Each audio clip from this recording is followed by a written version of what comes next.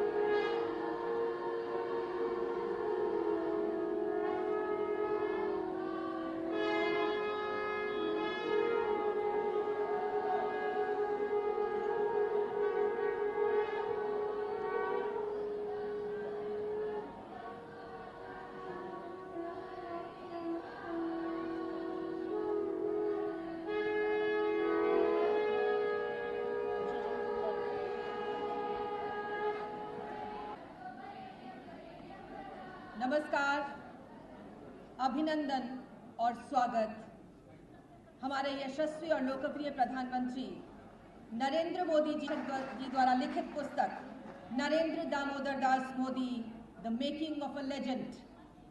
इस पुस्तक के लोकार्पण समारोह में हम एक बार फिर से आपका हार्दिक स्वागत अभिनंदन करते हैं। हमारे बीच राष्ट्रीय स्वयंसेवक संघ के सरसंघचालक सम्मानीय श्री मोहन भागवत जी, भाजपा के राष्ट्रीय अध्यक्ष माननीय अमित शाह जी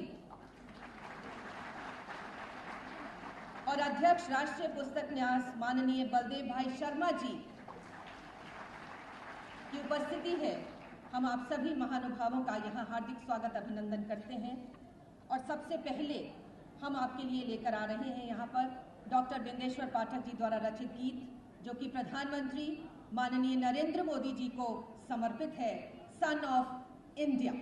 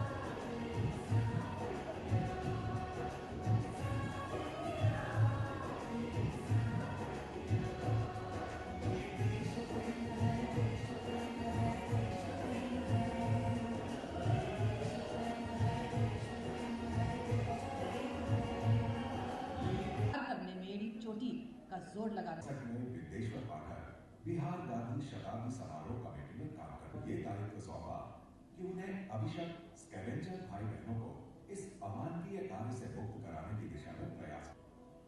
अपने गहन अध्ययन व शोध के उपरांत डॉक्टर पाठक ने जेम्स बॉन्ड और अलेक्जेंडर फ्लेमिंग की महान खोजों की तरह याद कर डाला।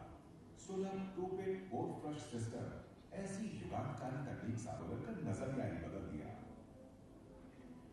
इसमें भौगोलिक परिस्थितियों को बदले 2 वर्षों के उपरांत पहले गड्ढे में जमा मानव मल बैक्टीरिया की मदद से खाद में बदल जाता है, जो न केवल कीटाणु मुक्त होता है बल्कि दुर्गंध रहित भी होता है। इसमें चूना मिलाकर प्रधानमंत्री जी का स्वप्न है इस देश के लिए। और अब कल्याण संस्थान की प्रेसिडेंट श्रीमती अमोला पाठक जी से कि मंच पर मौजूद हमारे विशिष्ट अतिथियों का यहाँ स्वागत अभिनंदन करें आपकी तालियों के बीच।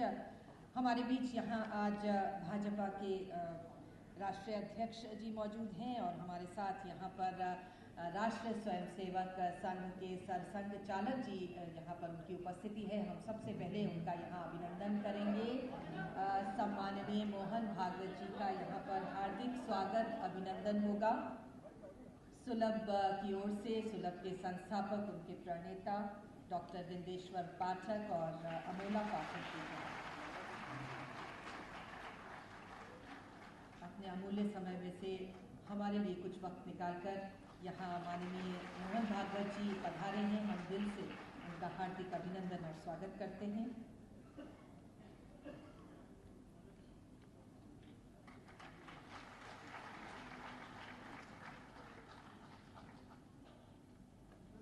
ये प्रतीक चिन्ह भेंट किया जा रहा है मोमेंटो आज के इस विशेष अवसर के लिए।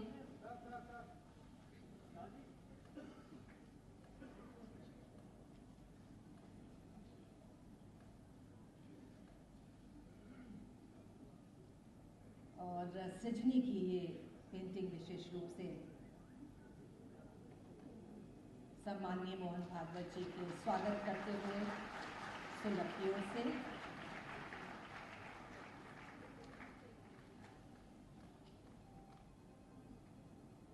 और अब हम स्वागत करेंगे भाजपा के राष्ट्रीय अध्यक्ष माननीय अमित शाह जी का।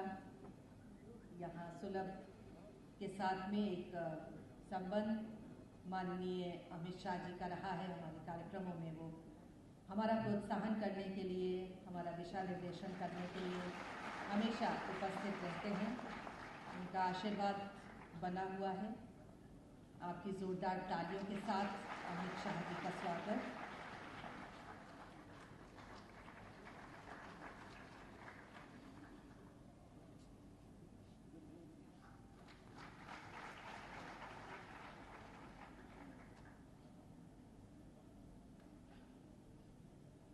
प्रतीक चिन्ह आज के इस अवसर के मौके पर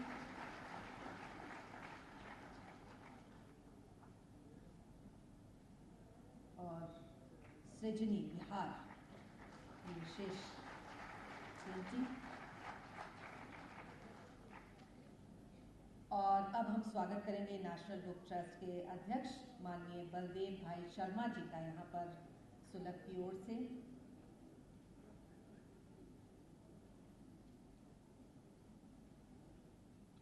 जाने माने विचारक, लेखक और अध्यक्ष नेशनल बुक ट्रस्ट।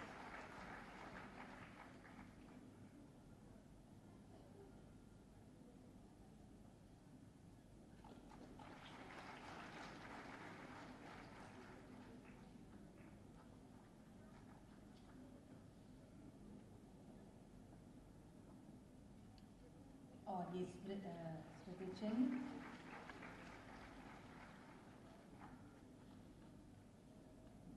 और आज जिस पुस्तक के लोकार्पण के लिए हम सब यहाँ पर मौजूद हुए हैं, प्रधानमंत्री जी के लिए भी एक स्मृति चिन्ह यहाँ से विशेष रूप से ले जाया जाएगा पुस्तक के साथ उनको भेंट करने के लिए। वो स्मृति चिन्ह आप सभी से निवेदन है दीप प्रज्वलित करें।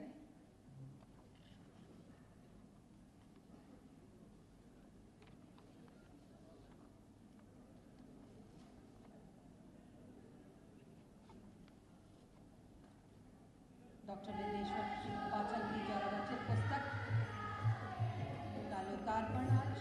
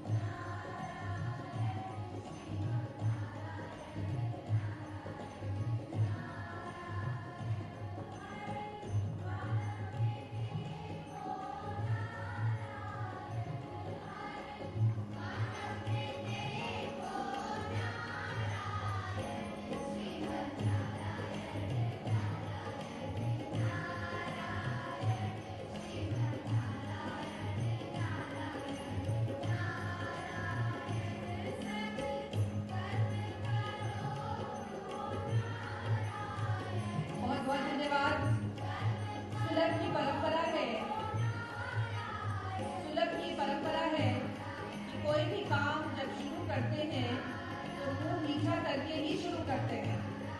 और मिष्ठान यहाँ पर रखा हुआ है। हम अनुरोध करेंगे फादर जी से कि मुंह मीठा कराएं सबका, और हमारे विशेष मेहमानों से भी हम निवेदन करेंगे मुंह मीठा करें हम।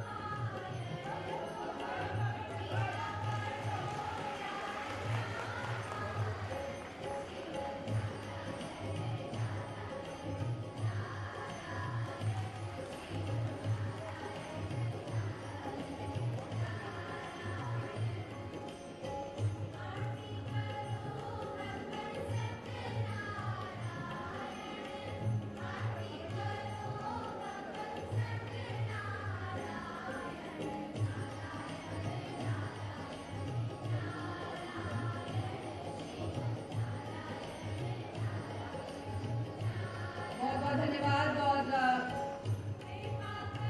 मुंह मीठा करके कार्यक्रम की शुरुआत, और आप सब भी आश्वस्त रहें, आप सबका भी यहाँ पर मुंह मीठा कराया जाएगा, क्योंकि मिष्ठान आपके लिए है, ये लड्डू आपके लिए है।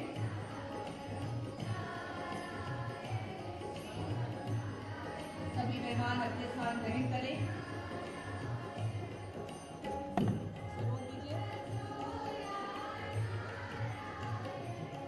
और हम कार्यक्रम को आगे बढ़ाएंगे, आप इसको जरा सा स्टॉप करेंगे म्यूजिक को जी। तो मुंह मीठा करने की बात चल रही थी और मैं आपसे ये कह रही थी कि आप सब आश्वस्त रहें, आप सबका मुंह मीठा कराया जाएगा, क्योंकि आज मौका और अवसर ही कुछ ऐसा है। और अब हम प्रस्तुत करेंगे यहाँ पर सुलभ प्रार्थना।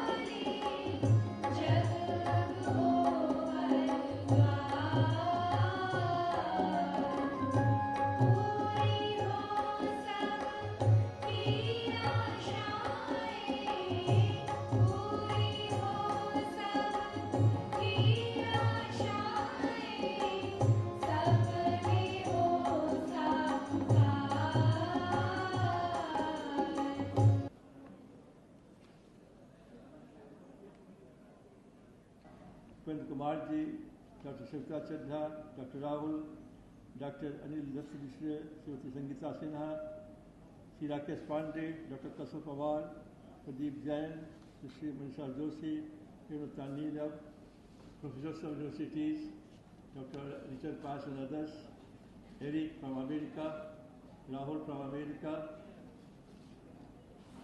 अनिल खेतान जी, आप सबका नाम नहीं ले पा रहे हैं, जिसकी छूट गया वो माफ कीजिएगा। उपस्थित सभी मीडिया के प्रतिनिधिगण, इलेक्ट्रॉनिक मीडिया के प्रतिनिधिगण, विशिष्ट अतिथिगण, भाई एवं बहन, हम माननीय पूर्व इंजीनियर संचालक जी का, मोहन भागवत जी का और माननीय सदस्य श्री अमित शाह जी का और आप सबों को अपनी ओर से प्रणाम करता हूँ, आपका स्वागत करता हूँ, अभिनंदन करता हूँ। हमारे लिए आज, मेरे लिए, सुलभ परिवार के लिए और जितने लोग आए उनके लिए और जो महिला भ्रूण प्रथा से जो मुक्त हुए हैं और जो ब्राह्मण कहलाते हैं उनके लिए और सारे आगे आने वाली पीढ़ी है जो समाज में सुधार होने वाला है, उस समूह के लिए एक आज ऐतिहासिक दिन है, ऐतिहासिक क्षण है, क्योंकि आज परम पूजनीय संचालक जी सदस्य श्री मोहन भागवत जी यहाँ पधारे हुए हैं और हम लोग को आशीर्वचन दिया है और दे रहे हैं। बीजेपी के राष्ट्रीय अध्यक्ष सदस्य श्री अमित शाह जी यहाँ पधारे हैं, हम लोग को आशीर्वाद दे रहे हैं। यह बहुत ही एक आज ऐतिहासिक दिन है, क्योंकि एक तरफ तो जो पुस्तक है जिसका लोकार्पण होने वाला है, जो माननीय प्रधानमंत्री श्री नरेंद्र मोदी जी पर लिखी है, और दूसरी तरफ जो गांधी ने कहा था कि या तो हिंदू धर्म रहेगा या छुआछूत, इस देश में दोनों से एक ही रह पाएगा। और गांधी ने आज नहीं कहा था, वर्षों वर्ष पहले कहा। तो आज माननीय पूजनीय परम संचालक जी का आशीर्वाद मिल रहा है और हम लोग को यह उम्मीद है कि हम लोग छुआछूत को इस देश से समाप्त करके रहेंगे। हिंदू धर्म चलता रहेगा, वह नहीं समाप्त होगा, लेकिन छुआछूत को हम लोग सदा के लिए विदा कर देंगे।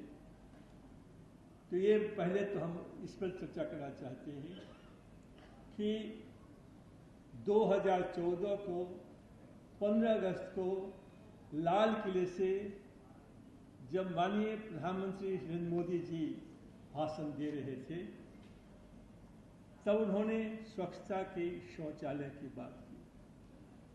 पहले भी चर्चा हुई है, धीरे धीरे कम।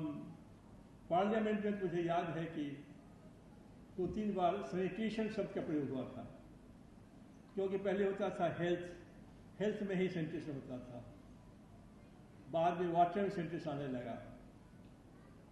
लेकिन इसके पहले पंडित नेहरू ने चर्चा की थी, लोहिया जी ने चर्चा की थी, श्रीमती गांधी ने की थी, राजीव गांधी ने की थी, चंद्रशेखर जी ने की थी, नरसिम्हा राव ने की थी, अटल बिहारी वाजपेयी जी ने की थी, सब ने की थी। मंत्रियों में रघुवर प्रसाद ने की थी, जयराम रमेश ने की थी, सब ने की थी।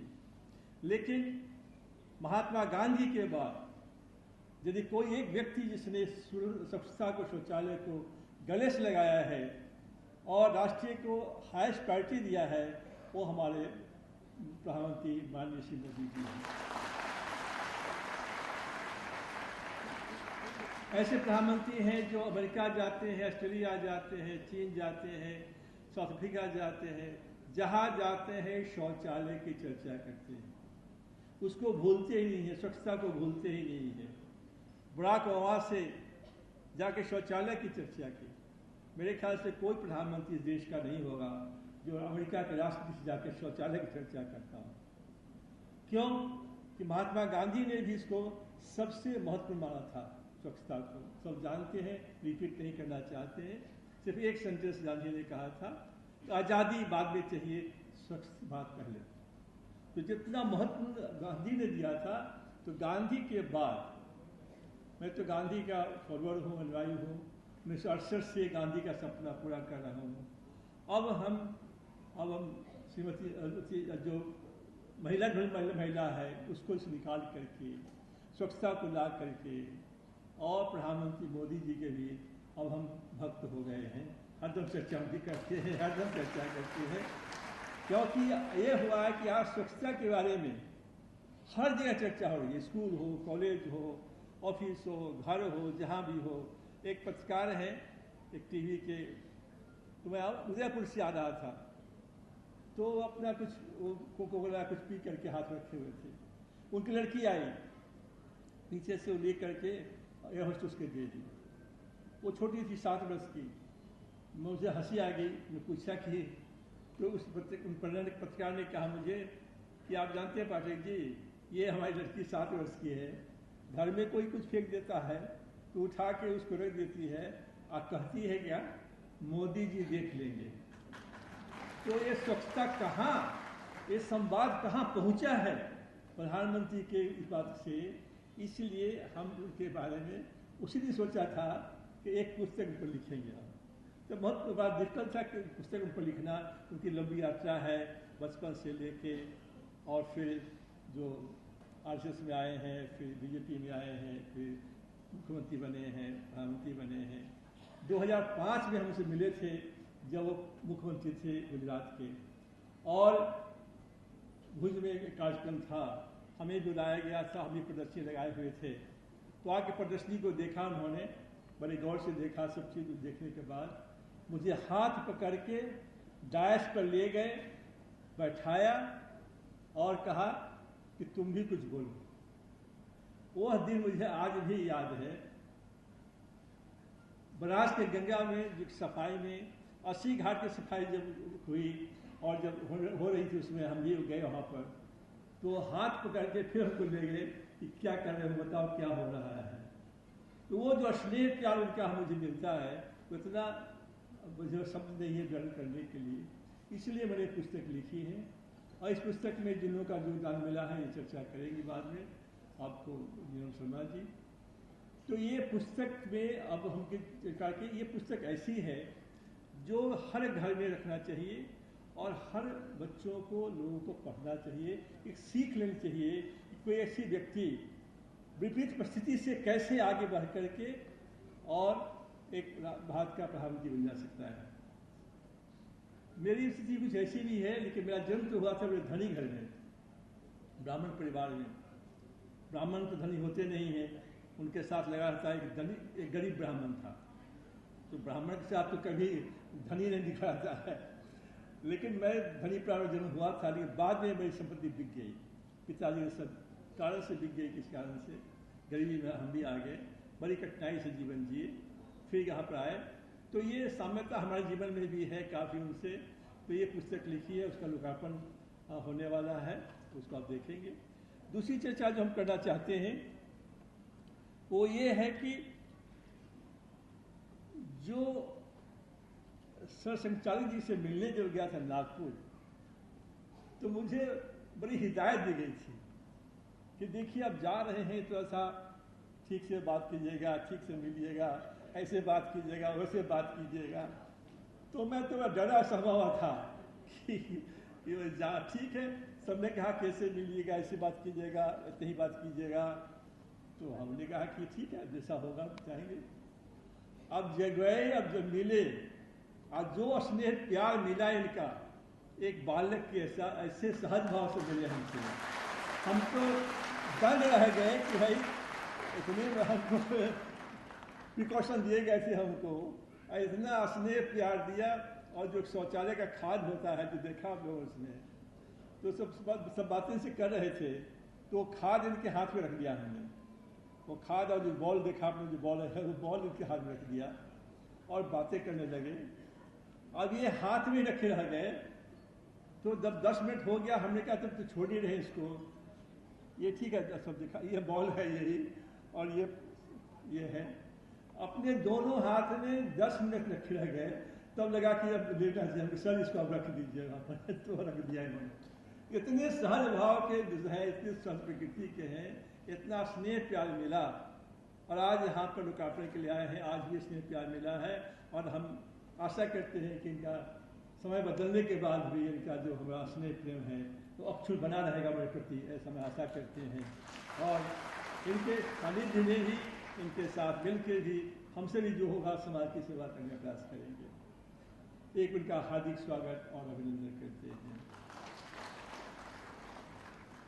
माननीय राष्ट्रीय अध्यक्ष श्री अमित शाह जी से मिलने गया तो उससे भी बात हुई, थोड़ा सा उनके बारे में कहा गया था हमको पहली बात। अब घर पर बुलाए और जो 1 घंटा बात की हमसे, जब हम लौट के आए तो हम तो भूल ही गए कि इतने बड़े आदमी से मिल गए हैं। इतना प्रेम, इतना स्नेह, इतनी अच्छी बातें। तो जब मैं लौट के आया तो हमने लिखा इसके बारे में कि आज मेरी मुलाकात एक महान व्यक्ति से हुई।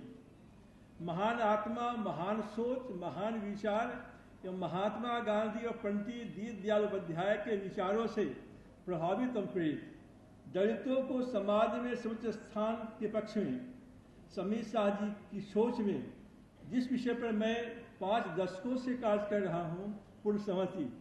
सबसे बड़ी बात, हम दोनों ही अपनी माँ के सिखाए रास्तों पर आज भी चल रहे हैं।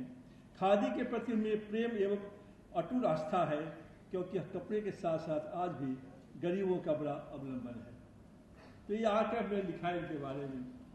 इनसे अनुरोध किया था कि सर हमारे कैंपस में आप भी आने की कृपा कीजिए। एक बार कैंपस में आए। कैंपस में आने के बाद तो देखा में सब बात हुई।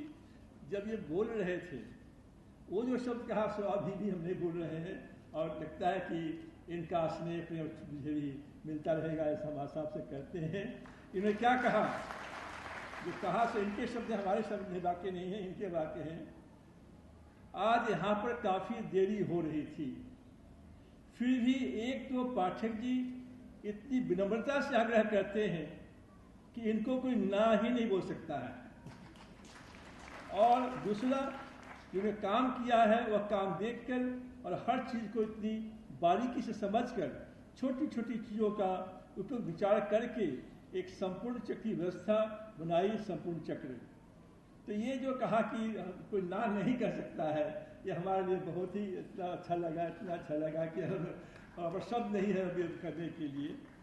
उसके बाद उन्होंने कहा कि भारत सरकार ने उनको भी 15 अवार्ड दिया हुआ है, बहुत ही अवार्ड मिले हैं, लेकिन जो सबसे बड़ी बात उन्होंने कही कि मगर पाठक साहब, मैं अलग दुनिया का व्यक्ति हूँ। ये अवार्ड सारे कोई माने नहीं रखते। ये सारे अवार्ड एक और एक व्यक्ति जो सर पर बैलेट होता है उससे मुक्ति दिलाकर उसको आशीर्वाद जो आपको प्राप्त हुआ होगा, वो अवार्ड एक तरह। तो आप दोनों व्यक्ति यहाँ पर इस प्रकार के हैं कि जो महिला धर्म की जो प्रथा है उसको मुक्ति दिलाकर वो समाज के साथ जोड़ने का, तो आपका भी स्नेह प्यार मिला और आशा है कि यह अक्षुण रहेगा। आपका भी हम हार्दिक स्वागत और अभिनंदन करते हैं। अब समय नहीं लेंगे, चूंकि अभी लोकार्पण होना है और आप लोगों से सुनना है। 2-3 बात सिर्फ समाप्त करना चाहते हैं। वो ये कहना चाहते हैं कि गांधी ने कहा था 1 ounce of action is more important than tons of knowledge। आप इतना सेमिनार आप लोग अटेंड किए होंगे, मैंने भी किया है देश विदेश में। कोई सेमिनार का रिकमेंडेशन आज तक इम्प्लीमेंट नहीं होता है। बस सेमिनार हुआ, आए, इनोवेशन हुआ, कुछ बातें हुई, रिकमेंडेशन पहले से छपा हुआ है, खाए पिए चले गए। उसके बाद कहाँ रिकमेंडेशन गया, कहाँ गया, कोई पूछने वाला नहीं है। तो महत्वपूर्ण बात है कि जो समाज में जो समस्या है इसका समाधान जो है वो बहुत महत्वपूर्ण है। जॉन एफ कैनेडी ने 1961 में पहली बार जो भाषण दिया था उसमें कहा था कि यह मत पूछो कि देश ने तुम्हारे लिए क्या काम किया है, यह पूछो तुमने देश के लिए क्या काम किया। तो ये बहुत महत्वपूर्ण बात है जो आप फिल्म में देख चुके हैं, हम दोहराना नहीं चाहेंगे, समय नहीं लेंगे आप लोगों का।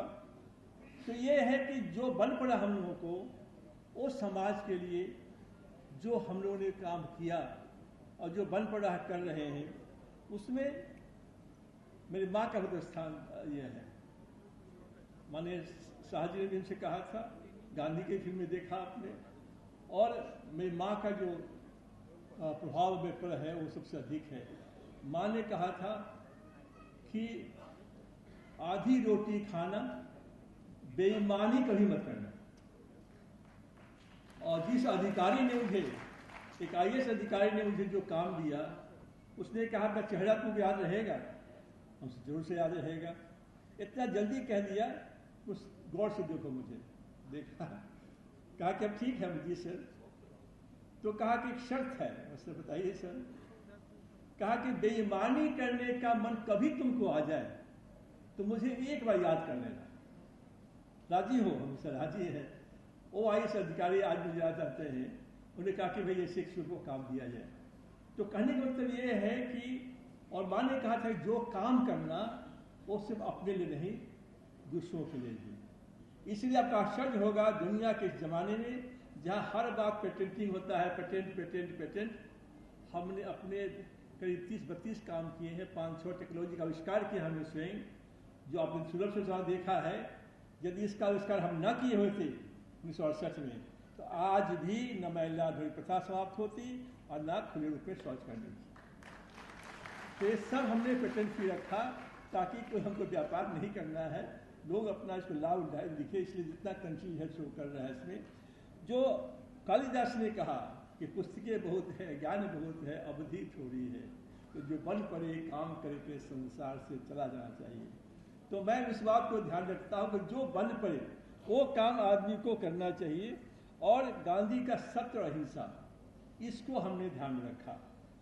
तो सत्य की बात बताइए दी, माँ का भी और IAS अफसर का कह दिया हमने। अहिंसा की बात कह के समाप्त करना चाहते हैं कि मैला ढोने की प्रथा को समाप्त करके जो महिला ढोते थे उनको ब्राह्मण बनाया। बाएं बैठिए उषा चमन, हमारे प्रेसिडेंट ये है, इनको रोज हम प्रणाम करते हैं कि मैडम आपको प्रणाम, आप हमारे प्रेसिडेंट हैं। तो ये इसमें हमने पूरे अहिंसात्मक से काम किया। हम न वेद फाड़े, न पुराण फाड़े, न स्मृतियाँ जलाई। हिंसा वाणी में भी होती है। एक वाक्य भी हमने वाणी ऐसी नहीं बोलते हैं जिसमें हिंसा हो। मैं चुप रह जाता हूँ, मुझे लगता है कहीं जो ये ठीक नहीं है, मैं चुप रह जाता हूँ। तो ये हमने क्या किया, पहले देख लिया आविष्कार हुआ, इससे इस काम से निकल गए। इनको पढ़ाया लिखाया हमने, फिर इनको काम सिखलाया, वो भी देखा आपने। उसमें कमाते से 300 से 400 रुपया, अभी कमाते हैं सब 15,000-20,000 रुपया। तो कमाई भी हो गई। अम्बेडकर ने कहा था कि 4 इंडिकेटर दिए थे उसमें कि छुआछूत पार्लियामेंट में सदस्य चला जाएगा अनुसूचित जाति का आदमी, या विधायक बन जाएगा, या अधिकारी बन जाएगा, उससे छुआछूत समाप्त नहीं होगी। उसने 4 इंडिकेटर दिए थे कि जब सभी लोग मंदिर में एक साथ पूजा करने जाएंगे, सभी लोग तालाब में एक साथ स्नान करेंगे, सभी लोग एक साथ कुआं से पानी भरेंगे और एक साथ खाना खाएंगे। तो ये चारों इंडिकेटर हमने पूरा कर दिया अल्बर्ट और टॉप में।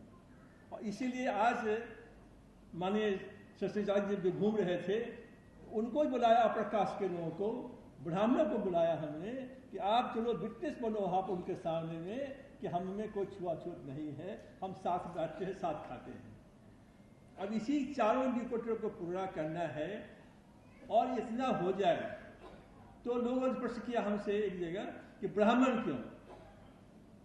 तो मैंने कहा भी ब्राह्मण नहीं, जिस जात का नाम लेने से सर नहीं झुकता हो वो नाम रख लो, आप वो जाति कर लो, बात खत्म हो जाएगी। आरक्षण का मामला अपना अलग है, देखते रहो अपना। लेकिन आपको जिस जाति के में सर नहीं झुकता है, यही तो अम्बेडकर चाहते थे कि जन्म से जाति नहीं होनी चाहिए। गांधी ने कहा नहीं, वर्ण व्यवस्था ठीक है लेकिन छुआछूत ठीक नहीं है। तो ये हमने कर दिया है कि हमने कहा नहीं, ब्राह्मण ही नहीं, आप कोई राजपूत बन जाइए, काहिज बन जाइए, भूमिहार बन जाइए, आप वैश्य में बन जाइए, अग्रवाल बन जाइए, जो बनना हो बनिए, खाली अपना आकार को हम मैं कौन हूँ ये कहने से सर नहीं झुकना चाहिए आपका, वो जाति ले लीजिए आप। तो ये यज्ञ है, इसलिए हमने कहा है, मेरी अपनी सोच है, इसे संशोधन हो सकता है कि 6,46,000 गाँव हैं, उसमें मैं एक आदमी को ट्रेन करने जा रहा हूँ। एक तो प्रधानमंत्री का सपना पूरा करने के लिए, अब 1 साल बच गया है, 1.5 साल। तो 1 साल में 12 शौचालय बने कैसे? तो एक आदमी को हम ट्रेन करेंगे, एक आदमी 20 शौचालय बनाएगा, साल भर बनाएगा 240, और 1 साल में ही मैला ढोने का समाप्त हो जाएगा। इतना ही हम चाहते हैं। हमने सेक्रेटरी से कहा है ड्रिंकिंग वाटर के कि आप बैंक लोन दे दो, सब्सिडी नहीं दिया तो मत दो, बैंक लोन दे दो तो शौचालय अच्छे बनेंगे, नहीं तो आप नहीं दोगे तो गड़बड़ होगा। तो ये है कि बैंक लोन हो जाए तो हम 2019 में प्रधानमंत्री का सपना पूरा करके हम लोग रहेंगे। हम प्रयास कर रहे हैं।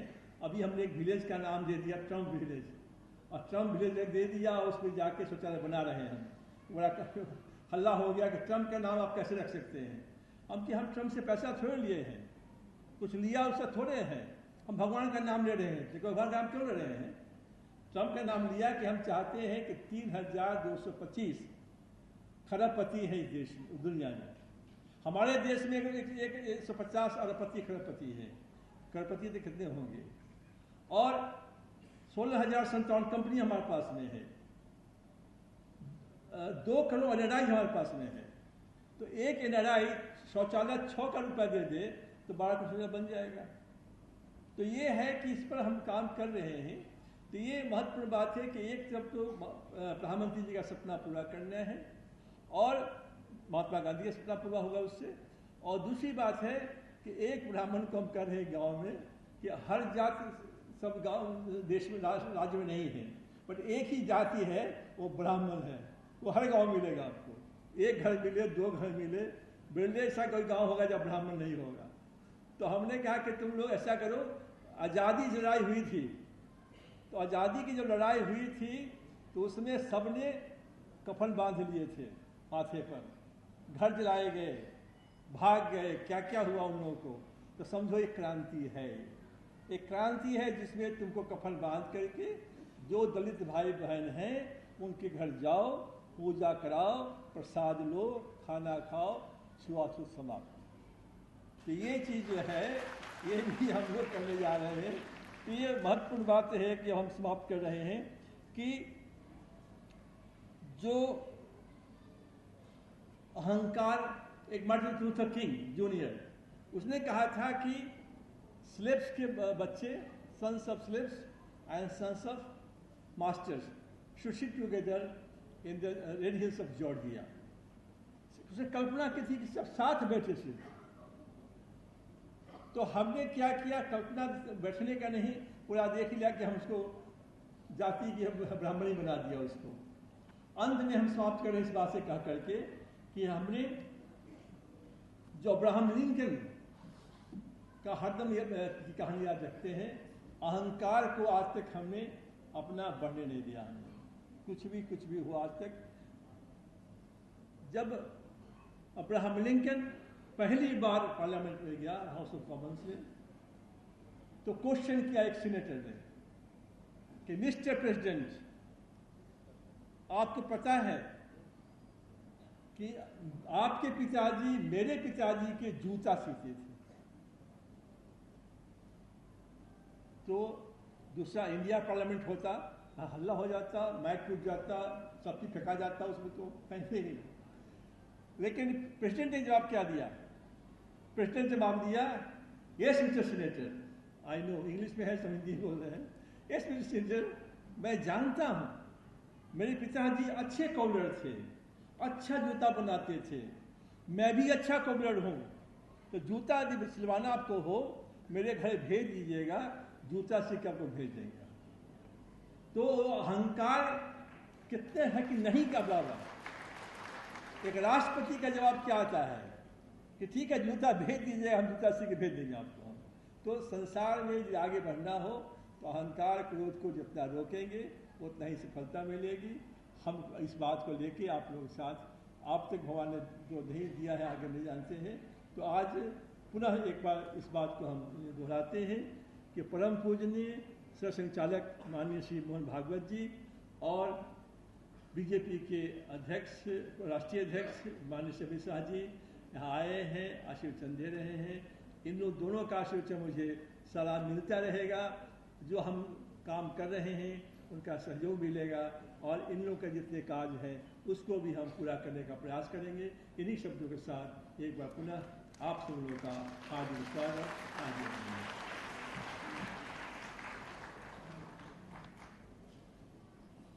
बहुत बहुत धन्यवाद। इस पुस्तक के लोकार्पण के लिए परम पूजनीय सर संचालक मोहन भागवत जी और भाजपा के राष्ट्रीय अध्यक्ष माननीय अमित शाह जी विधिवत इसका लोकार्पण करेंगे।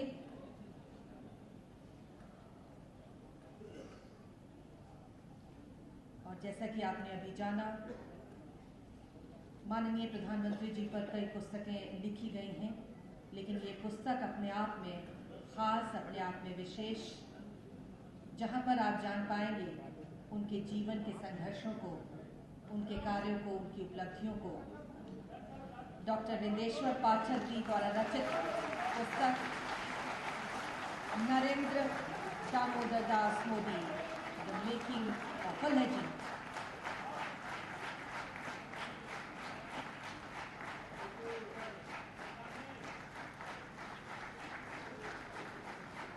सजीव चित्रों के माध्यम से इस पुस्तक में प्रधानमंत्री जी की जीवनी का उल्लेख डॉक्टर विंदेश्वर पाठक जी के द्वारा,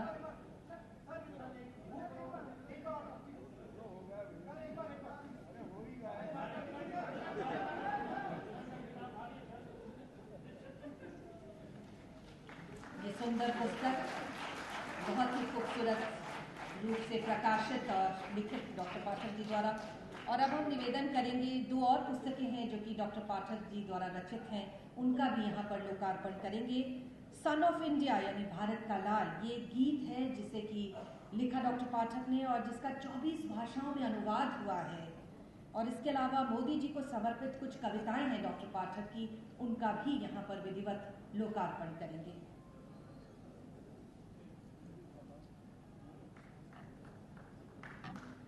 सन ऑफ इंडिया, भारत का लाल, ये गीत जिसका 24 भाषाओं में अनुवाद हुआ है, इसका भी यहाँ विधिवत लोकार्पण।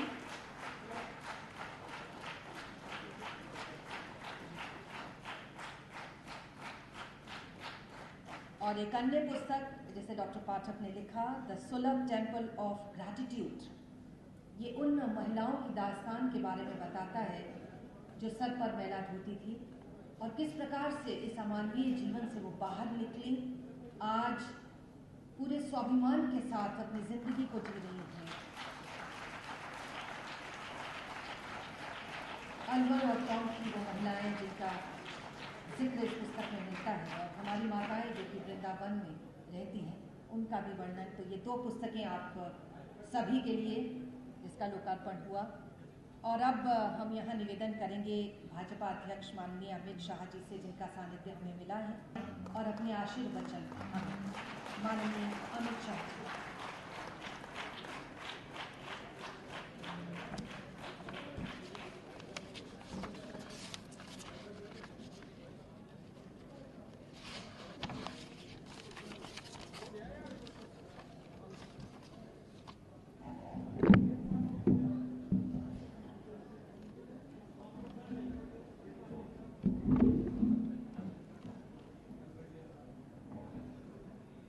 आज के इस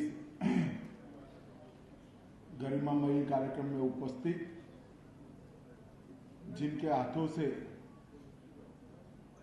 अभी पुस्तक का लोकार्पण हुआ, परम पूजनीय सर संचालक जी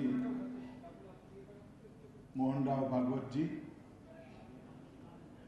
आज के कार्यक्रम के अध्यक्ष डॉक्टर बलदेव भाई शर्मा जी,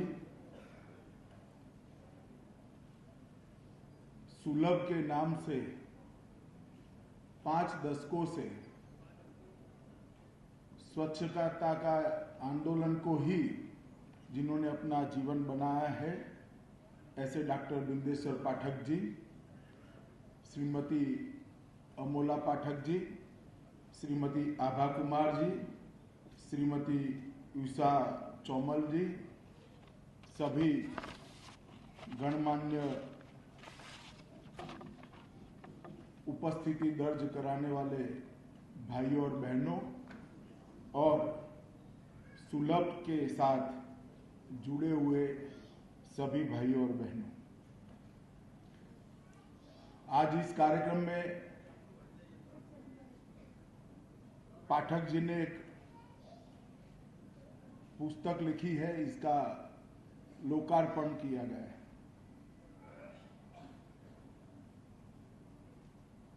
पुस्तक वैसे तो सचित्र गाथा है।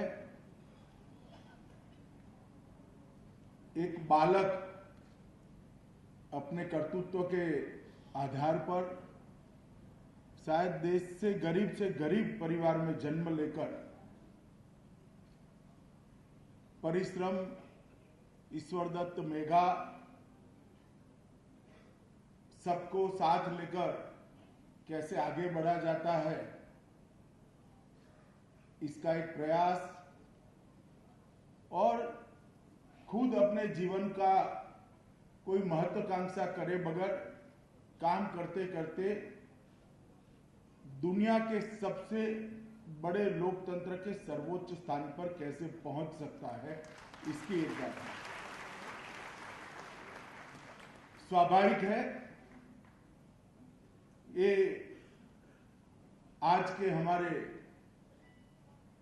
देश के यशस्वी प्रधानमंत्री नरेंद्र भाई मोदी के जीवन की सचित्र गाथा है। मित्रों, इसमें एक लीजेंड शब्द प्रयोग किया गया है। पाठक साहब के साथ विनम्रता से मेरी असहमति इस शब्द के बारे में मैं व्यक्त करता हूं। यहां इस सभागार में बहुत सारे लोग हैं जिन्होंने नरेंद्र भाई को नजदीक से काम करते हुए देखा है।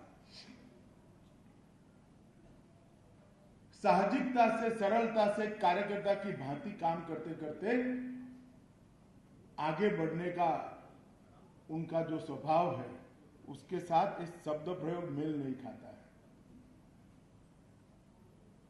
नरेंद्र भाई का जीवन वैसे देखे तो बहुत गरीबी में बचपन बीता।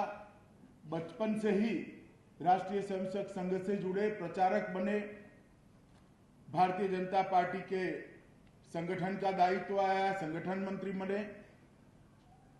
गुजरात के संगठन मंत्री के बाद राष्ट्रीय स्तर पर दायित्व आया, राष्ट्रीय महामंत्री बने। उसके बाद में राष्ट्रीय संगठन मंत्री बने। एक भी पंचायत का चुनाव भी न लड़ने के बावजूद उनको पार्टी ने गुजरात का मुख्यमंत्री बनाकर भेज दिया।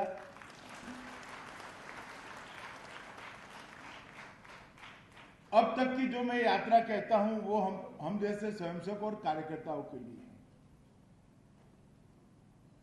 मगर उसके बाद गुजरात के मुख्यमंत्री बनने के बाद नरेंद्र भाई ने जो काम किया, वो काम के बहुत सारे चर्चे देश भर में हुए।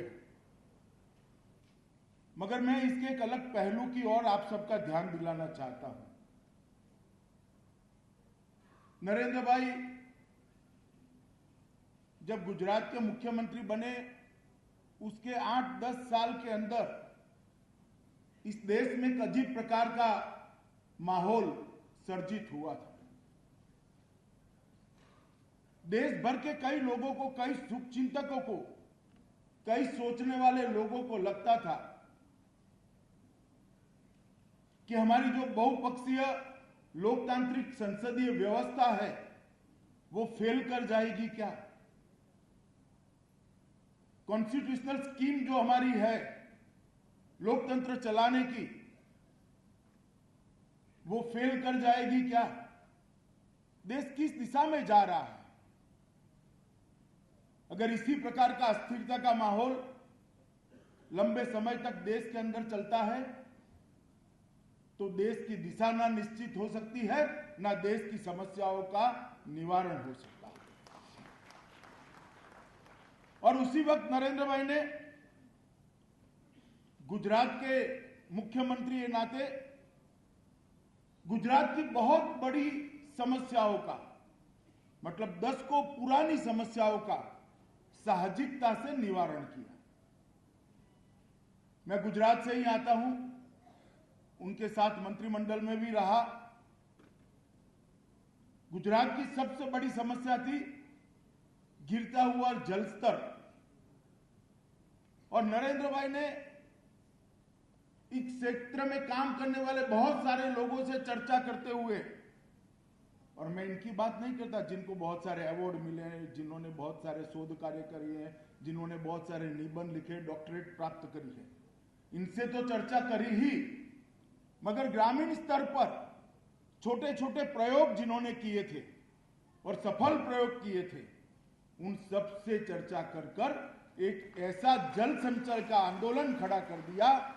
मुझे ठीक याद है मित्रों, एक ही साल में 1,60,000 से ज्यादा चेक डैम बनाकर नरेंद्र भाई ने गुजरात के गिरते हुए जल स्तर की दिशा को अलग दिशा दी।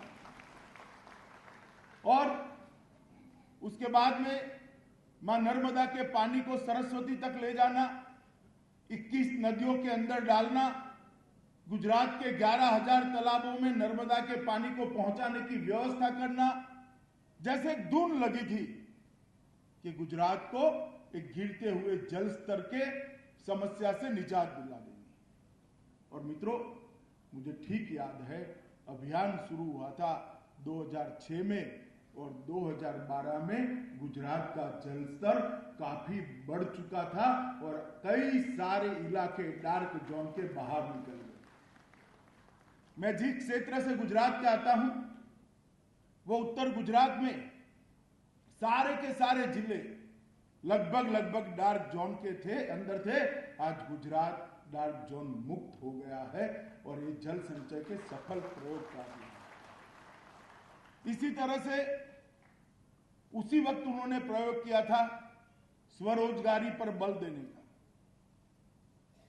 125 करोड़ के देश की जनसंख्या जिस देश की हो, वो नौकरियों के माध्यम से रोजगारी का समाधान नहीं ला सकता। नरेंद्र भाई ने गुजरात के अंदर ही प्रयोग किया था स्वरोजगारी का और कौशल विकास का। प्रधानमंत्री बनने के बाद उन्होंने इस प्रयोग को राष्ट्रीय फलक पर लेकर आए, मगर ये दोनों प्रयोग कौशल वर्धन का और स्वरोजगारी का उन्होंने गुजरात में ही सफलतापूर्वक किया था और बेरोजगारी की समस्या को एक नए अंदाज से एड्रेस करने का प्रयास किया था। आज भी सारे अर्थशास्त्र के पंडित ढूंढते हैं कि जॉबलेस ग्रोथ है, जॉबलेस ग्रोथ है, जॉबलेस ग्रोथ है। मेरे जैसे व्यक्ति के तो सर पर बाल नहीं है, जो है इतने भी खींच लेते हैं कि जॉब क्यों नहीं है। मैं इनका ध्यान इंगित कराना चाहता हूं, मुद्रा बैंक योजना के माध्यम से 7 करोड़ 28 लाख बेरोजगार गरीब युवाओं को स्वरोजगार देने का काम ये नरेंद्र मोदी सरकार ने। रोजगार का मतलब जॉब तक सीमित कर दोगे तो इस देश का भला नहीं होगा। इस देश की समस्याओं का समाधान इस देश की समस्याओं की दृष्टि से लाना होगा। कहीं और से उधारी से लाई हुई योजनाएं और उधारी से लाए हुए मॉडलों के आधार पर इस 125 करोड़ के देश की समस्याओं का समाधान नहीं हो सकता है। और इसीलिए जब नरेंद्र भाई गुजरात के अंदर काम करते थे, तब उन्होंने औद्योगिक विकास को भी प्रायोरिटी दी। वाइब्रेंट गुजरात को एक ऐसा मॉडल बनाया जो इन्वेस्टमेंट समिट के लिए पूरी दुनिया आज इसको स्वीकार कर रही है। भारत के करीब सभी राज्यों ने स्वीकार कर लिया है। उसके साथ साथ कृषि विकास को भी बल देकर कंटिन्यूअसली 6 साल तक 12% से ज्यादा कृषि विकास दर प्राप्त करने वाला राज्य एकमात्र राज्य गुजरात बना। और मित्रों, कंटिन्यूअसली 10 साल तक 12% से ज्यादा जीडीपी प्राप्त करने वाला राज्य गुजरात बना। मैं मानता हूं कि गुजरात के अंदर नरेंद्र भाई के मुख्यमंत्री रहते हुए जो काम हुआ, इसी की सुगंध पूरे देश के अंदर प्रसरी थी। और 2014 में जो चुनाव आया और जैसे ही भारतीय जनता पार्टी ने निर्णय किया कि भारतीय जनता पार्टी की ओर से प्रधानमंत्री पद के लिए घोषित प्रत्याशी श्री नरेंद्र मोदी होंगे। देश के अंदर एक अजीब माहौल था उस वक्त। युवा आक्रोशित होकर सड़क पर दिखाई पड़ता था। महिलाएं सुरक्षा के बारे में अनिश्चित थी। देश की सीमाओं की सुरक्षा के बारे में बहुत सारे सवाल थे। विश्व में देश की साख दिन प्रतिदिन गिरती जाती थी। अर्थतंत्र को इंगित करने वाले सारे आंकड़े, सारे ग्राफ औंधे मुंह गिर रहे थे। इतनी विषम परिस्थिति में भी पूरे देश के अंदर एक आशा का संचार हुआ और एक साथ कश्मीर से कन्याकुमारी और कामरूप से लेकर कच्छ तक इतने बड़े देश के अंदर एक देश की जनता ने फैसला किया। ये जनता कोई चुनाव अभियान, ये फैसला कोई चुनाव अभियान नहीं करा सकता। ये फैसला कोई पार्टियां नहीं करा सकती। ये जो प्रचंड जनादेश मिला है वो भारत की 125 करोड़ जनता का मन का आशीर्वाद। 30 साल के बाद देश को पूर्ण बहुमत देने का काम इस देश की जनता ने किया और आजादी के बाद पहली बार देश को गैर कांग्रेसी प्रधानमंत्री पूर्ण बहुमत के साथ देने का काम इस देश की जनता ने। और मित्रों, ये इसलिए हुआ कि नरेंद्र भाई ने 12 साल तक 2014 तक 2001 से अंत से 2014 तक जिस प्रकार से गुजरात में काम किया था, वो काम धीरे धीरे देश भर के अंदर फैला था और एक आशा बंधी थी कि व्यक्ति देश को सही रास्ते पे ले जा सकता है।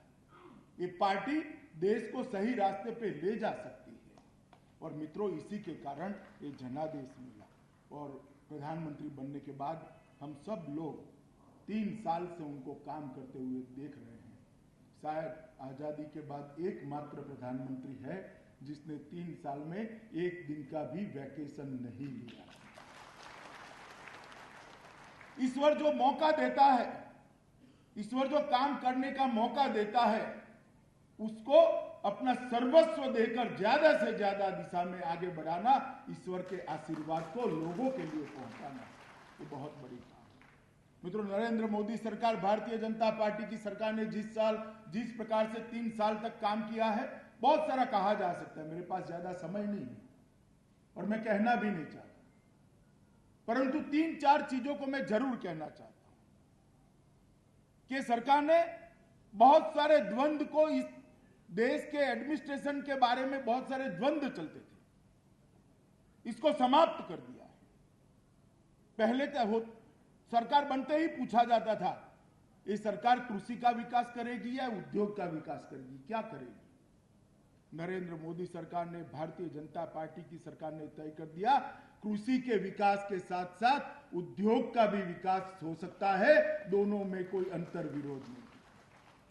इसी तरह से एक दूसरा सवाल पूछते थे, ये सरकार गांव के विकास को प्राधान्य देगी या शहर के विकास को प्राधान्य देगी?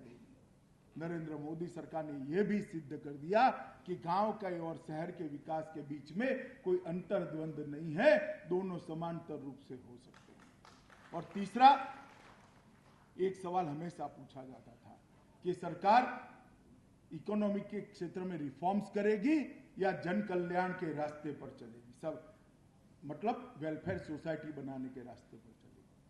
मित्रों, नरेंद्र मोदी सरकार ने यह भी कर दिया कि रिफॉर्म्स भी हो सकते हैं और गरीब के जीवन के स्तर को ऊपर भी उठाया जा सकता है। ये दोनों काम एक साथ करने का काम ये भारतीय जनता पार्टी की नरेंद्र मोदी सरकार ने किया है। मित्रों, जब भारतीय जनता पार्टी की सरकार बनी तब दुनिया भर के पंडित ये सोचते थे कि भारत की विदेश नीति क्या होगी, करवट लेगी क्या। मित्रों, हमने विदेश नीति के मामले में भी नरेंद्र मोदी सरकार ने एक अनूठा प्रयोग किया है। हम दुनिया भर के लोगों के साथ, दुनिया भर के देशों के साथ अच्छे संबंध चाहते हैं, दुनिया भर के साथ वसुधैव कुटुंबकम की भावना के साथ आगे बढ़ना चाहते हैं, मगर इसके साथ साथ अपनी सीमाओं की सुरक्षा और अपने सार्वभौमत्व को भी अक्षुण्ण रखना चाहते हैं। और ये दोनों काम हमने एक साथ करके दिखाया। मित्रों, नरेंद्र मोदी सरकार जब 3 साल समाप्त किए, तब मेरा अभी देश भर में दौरा चल रहा है। बहुत सारे पत्रकार मुझे पूछते हैं क्या बहुत बड़ी उपलब्धि क्या मानते हो सरकार की। मैंने कई बार कहा है मित्रों कि ये सरकार ने अंतिम विकास की पंक्ति पर अंतिम खड़े हुए व्यक्ति को उसका जीवन स्तर को बढ़ावा देने का मौका दिया है। पंडित दीनदयाल उपाध्याय जी के अंत्योदय के मार्ग पर अंतिम व्यक्ति को कैसे उठाया जाए। और जब मैं उपलब्धियों में कहता हूं कि सरकार ने 4 करोड़ 38 लाख शौचालय बनाए हैं, तब काफी लोगों को दिल्ली में जो लुटियन में रहते हैं उनको लगता है कि अमित भाई क्या शौचालय की बात कर रहे हो, इसमें क्या बड़ी उपलब्धि है। मगर मैं हॉल में जो बैठे हैं इन सबको भी कहना चाहता हूं मित्रों, आपने पूर्वी उत्तर प्रदेश, बिहार, उड़ीसा के दूर दराज के गांव में गरीबी नहीं देखी है। एक 16 साल की बच्ची सुबह शौच क्रिया के लिए गांव के बीच में से चलकर खुले में जब उसको बैठना पड़ता है, तब उसके आत्मा पर, उसके मन पर, उसके आत्मविश्वास पर जो ग्लानि आती है, इसका अनुभव हमें नहीं है। ये 16 साल की बच्ची को अभी देश का नागरिक बनना बाकी है, देश के विकास में अपना योगदान देना बाकी है, अपने स्वप्न देखना बाकी है। इस ग्लानि से उसका आत्मविश्वास चूर चूर हो जाता है। और जब मैं कहता हूं कि नरेंद्र मोदी सरकार ने, भारतीय जनता पार्टी की सरकार ने 4 करोड़ 38 लाख शौचालय बनाए हैं, तब नरेंद्र मोदी सरकार ने, भारतीय जनता पार्टी की सरकार ने और प्रधानमंत्री के दिशा निर्देश ने करोड़ों महिलाओं को और करोड़ों बच्चियों को सम्मान के साथ जीने का एक रास्ता बता दिया। उनको मौका दिया है देश के लिए कंट्रीब्यूट करने का, उनको मौका दिया है अपने जीवन के बारे में स्वप्न देख पाने का। और ये सोच तभी आ सकती है जब व्यक्ति गरीबी से उभरा हुआ हो, गरीबी को देखा हुआ हो और संघर्ष जीवन में किया हुआ हो। इस देश में 12.5 करोड़ गैस बट गए थे। 12.5 करोड़ गैस के एलपीजी सिलेंडर में से 11 करोड़ 80 लाख गैस शहरी एरिया में बटे थे। गांव की गरीब महिला के नसीब में गैस का सिलेंडर नहीं था। हमें लगता है गैस के सिलेंडर में क्या है, मगर जब एक महिला अपनी झोंपड़ी में कंडे और टहनियां जलाकर खाना पकाती है घर के लिए, घर पूरा धुएं से भर जाता है, झोंपड़ी धुएं से भर जाती है। कोई भी सिगरेट पीने की आदत न होने के बावजूद भी 400 सिगरेट जितना धुआं उसके फेफड़े के अंदर चला जाता है और वो महिला का स्वास्थ्य खत्म हो जाता है। उसका बच्चा बड़ा होने से पहले भी टीबी से ग्रस्त हो जाता है। और नरेंद्र भाई ने तय किया कि 2019 तक 5 करोड़ गरीब महिलाओं को गैस का सिलेंडर देने का काम ये सरकार करेगी और 2024 तक देश के हर घर में गैस का सिलेंडर पहुंचाएंगे। मित्रों, झोंपड़ी को धुएं से मुक्त करने का विचार उसी को आ सकता है जो समता मूलक समाज के सिद्धांत को स्वीकार करता है, उसी को आ सकता है। और मित्रों, कई सारे ऐसे काम जो 3 साल के अंदर हुए, लगभग 13,000 गांवों में बिजली पहुंची। अगले साल मई तक ये देश में एक भी गांव ऐसा नहीं होगा जहां बिजली नहीं होगी। एक भी गांव ऐसा नहीं होगा जो रोड से जुड़ा हुआ नहीं होगा। एक भी घर ऐसा नहीं होगा जहां शौचालय नहीं होगा। 2024 तक एक भी घर ऐसा नहीं होगा जहां एलपीजी का सिलेंडर नहीं होगा। आज एक भी घर ऐसा नहीं है जहां बैंक अकाउंट नहीं पहुंचा है। और ये सारा 70 साल की आजादी के बाद करना पड़ता है। विकास की बात करने वाले, गरीब की बात करने वाले कई सरकारें, कई व्यक्ति प्रधानमंत्री बने और चले गए, कई पार्टियां आई और चली गई। ये सब हमारे भाग्य में इसलिए आया है कि आगे किसी ने किया नहीं। अगर कर देते 70 साल में तो आज देश बहुत आगे बढ़ता होता। मगर खैर मित्रों, मैं इतना जानता हूं कि इस देश के आर्थिक विकास के मामले में बहुत सारा काम होने के बावजूद आज देश दुनिया का सबसे तेजी से बढ़ता हुआ अर्थतंत्र बना है। सारे फाइनेंशियल डिसिप्लिन के आंकड़े अपने पैरामीटर्स के अंदर हैं, मगर इसके साथ साथ इस सरकार ने देश से गरीब के गरीब व्यक्ति को, पिछड़े से पिछड़े व्यक्ति को, दलित को, आदिवासी को अपना जीवन स्तर उठाने का मौका दिया है। उनके लिए आजादी के मायने तो अपने घर के अंदर टॉयलेट और अपने घर के अंदर एलपीजी सिलेंडर और बेरोजगार को रोजगारी के लिए ही थे। और वो 70 साल के बाद भारतीय जनता पार्टी की सरकार ने पहुंचा है, प्रधानमंत्री जी के नेतृत्व में पहुंचा है। मित्रों, नरेंद्र भाई ने दुनिया के अंदर कुछ बोले चाले बगैर देश का नाम रोशन करने का काम किया है। आज नरेंद्र भाई जहां जहां जाते हैं अपनी संस्कृति को, अपने देश की संस्कृति को पहुंचाने का काम करते हैं। 21 जून को दुनिया को 170 देशों में जब योगा होते हुए देखते हैं और दुनिया योगा की दिशा में आगे बढ़ती है, तब मन प्रफुल्लित हो जाता है। दुनिया को योगा की दिशा में ले जाकर योग दिन की स्वीकृति लाकर नरेंद्र भाई ने सिर्फ इतना नहीं किया कि दवाई बगैर का जीवन आज भी संभव है। मन, आत्मा, बुद्धि और शरीर के बीच में अनुसंधान, संधान संभव है। ये हमारे प्राचीन ऋषियों ने जो संशोधन किया है वो दुनिया के सामने उपलब्ध किया। नरेंद्र भाई ने साथ में ये भी कहा कि इसकी कोई पेटेंट राइट हम आपसे नहीं मांग रहे हैं, ये हिंदुस्तान की संस्कृति है। और मित्रों, आज दुनिया में हिंदुस्तान को अलग दृष्टिकोण से देखा जा रहा है। दुनिया की बहुत सारी समस्याएं, चाहे वो जलवायु परिवर्तन की हो या बढ़ते हुए तापमान की, नरेंद्र भाई की ओर दुनिया देख रही है कि इसका समाधान क्या है। इतनी सारी भाषाएं, इतने सारे पंथ संप्रदाय, इतने सारे राज्य और इतनी बेशुमार गरीबी और बेरोजगारी के बीच में ये आदमी कैसे देश को आगे ले जा रहा है, वो पूरी दुनिया आश्चर्यचकित होकर देख रही है।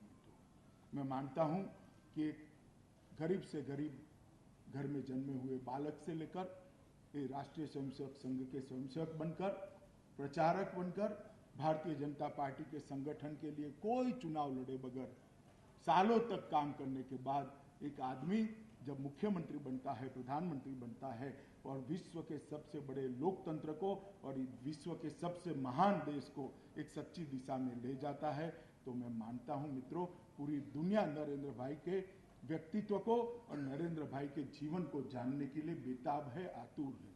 उसी समय पाठक जी ने ये पुस्तक प्रकाशित करने का जो निर्णय किया है, लिखने का जो निर्णय किया है, ये सर्वथा बहुत उचित है और पाठक जी को जितना साधुवाद दे उतना कम है। क्योंकि पाठक जी देश तो जानता है नरेंद्र भाई को, मगर आपके माध्यम से सुलभ को और शौचालय को लेकर आप जहाँ जहाँ विश्व में जाएंगे वहाँ पर ये पुस्तक भी साथ में ले जाना, तो विश्व को भी नरेंद्र भाई को जानने में सरलता होगी। आज परम पूज्य सरसंघचालक जी के हाथ से इसका उद्घाटन हुआ है। मैं पाठक जी और उनकी टीम को हृदय से बहुत बहुत शुभकामनाएं देता हूं और भारतीय जनता पार्टी की ओर से धन्यवाद भी देता हूं। बहुत बहुत धन्यवाद।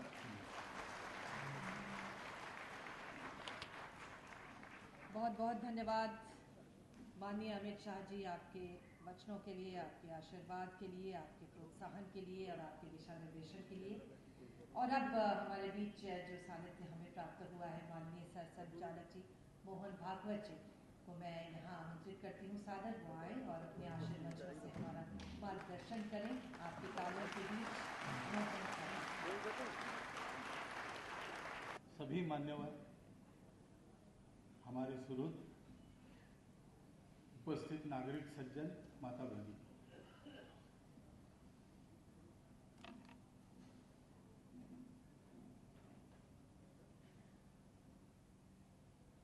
कर्तृत्व संपन्न लोगों के चरित्र लिखे जाते हैं।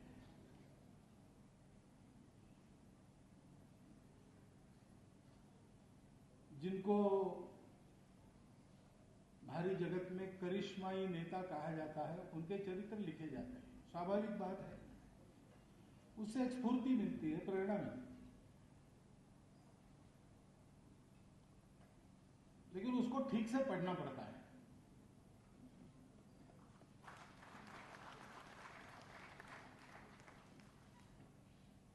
क्योंकि जैसे अमित भाई ने कहा कि गुजरात के मुख्यमंत्री बनने तक की जीवन यात्रा नरेंद्र भाई की हम स्वयंसेवक और कार्यकर्ताओं के लिए है।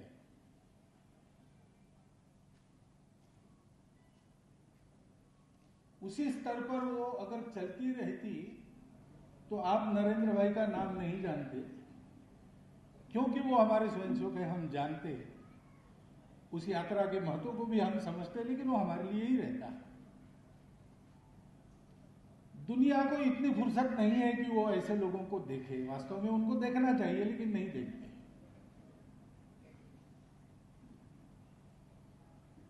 गुजरात के मुख्यमंत्री और बाद में भारत के प्रधानमंत्री, ये यात्रा सारी दुनिया में गूंज रही है और बहुत लोग उसको जानना चाह रहे हैं। वो यात्रा ऐसी है, जानने लायक है,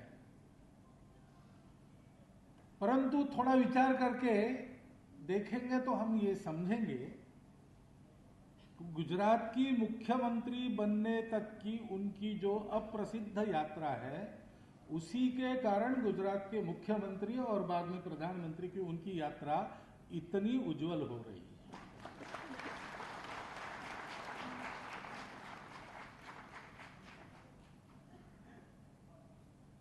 चरित्रों को लिखने का काम लिखने के लिए तो कोई भी कर सकता है,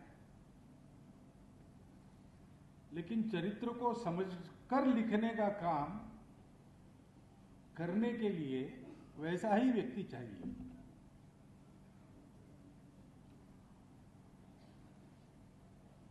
मेरी जानकारी में नरेंद्र भाई का ये कोई पहला जीवन यात्रा का वृत्तांत नहीं लिखा जा रहा, इसके पहले भी आए हैं छोटे मोटे। लेकिन इसके प्रकाशन में पाठक जी ने सोचा कि मैं इस पुस्तक का लोकार्पण करूं, और मैंने हाँ कही। सामान्यतः मैं नहीं जाता हूं, इसमें मैंने हाँ की।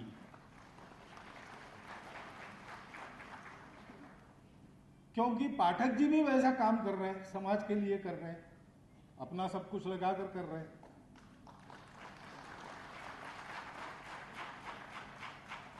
और वो भी अब प्रसिद्ध हो रहा है, तो प्रसिद्धि के प्रकाश में रहकर भी अपने व्रत को निभाते हुए चलना, जैसा नरेंद्र भाई कर रहे हैं।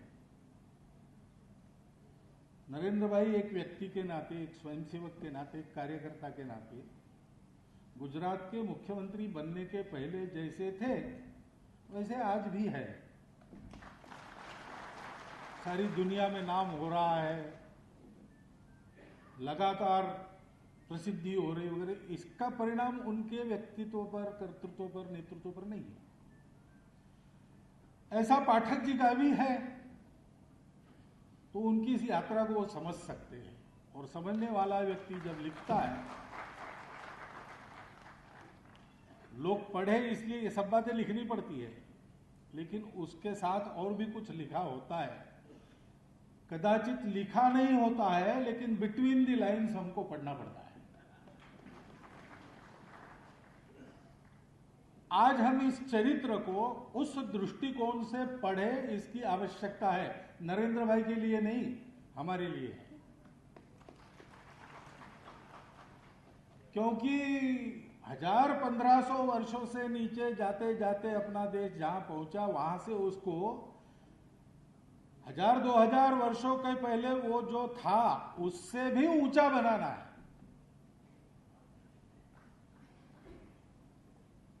और नरेंद्र भाई ने, अमित भाई ने अभी सुरक्षित एक अनुमान 2024 तक का किया है, ऐसा लगता है उनकी बात से।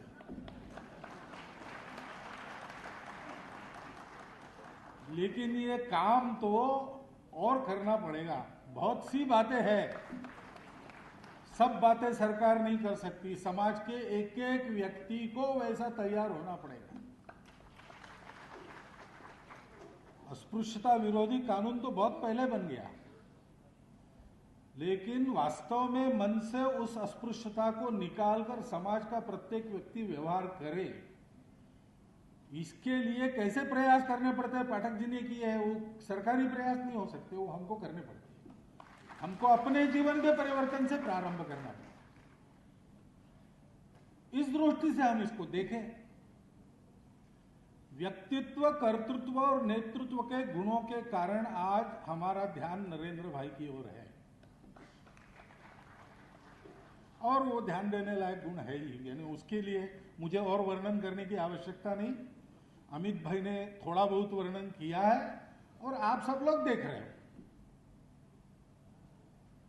आपकी परख में से ही उसको यह मान्यता मिली है, उस व्यक्तित्व को, उस कर्तृत्व को, उस नेतृत्व को। लेकिन हमको थोड़ा और अंदर जाके इस चरित्र को पढ़ना पड़ेगा, नरेंद्र भाई को देखना पड़ेगा। जैसे व्यक्तित्व की बात करते हैं तो एक तो दिखने वाला होता है और एक प्रत्यक्ष होने वाला होता है। दिखने वाला दिखता है, होने वाला देखना पड़ता है, आंख खोलकर जानना पड़ता है। और दिखने वाला और होने वाला, इसमें जितनी एक रूपता है उतना आदमी अधिक व्यक्तित्व संपन्न होता है। क्योंकि ऊपरी बातें जो है, क्षमताएं, कुशलताएं, बोलचाल चलन के तरीके, मैनर्स, एबिलिटीज एंड स्किल्स, ये तो सीखने की बात है, सब लोग सीख सकते हैं। लेकिन वास्तव में उसकी चमक जो आती है वो अंदर की संपदा के कारण आती है, बाहर दिखने वाली संपदा के कारण नहीं आती। वृंदावन के एक संत मिले थे, उन्होंने मुझे पहले कहा था कि भारत के नेतृत्व में जब धर्म आएगा तब देश का कल्याण होगा। और धर्म को उन्होंने डिफाइन किया।